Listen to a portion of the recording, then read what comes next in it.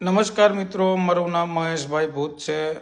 મિત્રો, ચેનલને પહેલાં તો વધુમાં વધુ શેર કરજો, લાઈક કરજો, સબસ્ક્રાઈબ કરજો।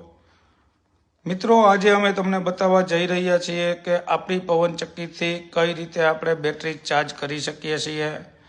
તો મિત્રો, આજે થોડો પવન ધીરો છે, માટે પવનચક્કી થોડી ધીરી ચાલી રહી છે।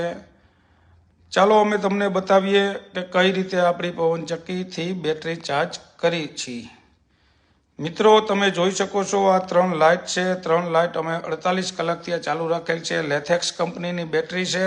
બેટરી બહુ સારી છે મિત્રો, તેનું પરફોર્મન્સ બહુ સારું મળી રહ્યું છે। મિત્રો, હવે અમે તમને બતાવશું જે લાઇટ ચાલુ છે તે કેટલા એમ્પિયરથી બેટરી ખાલી કરે છે।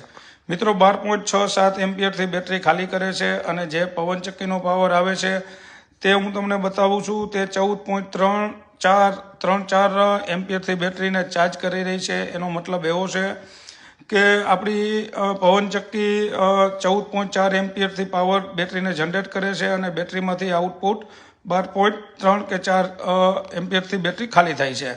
તો મિત્રો, આવા ને આવા વિડીયો જોવા માટે અમારી ચેનલને લાઇક કરો, શેર કરો અને સબસ્ક્રાઈબ કરો। જય હિન્દ, જય ભારત, જય જય ગરવી ગુજરાત।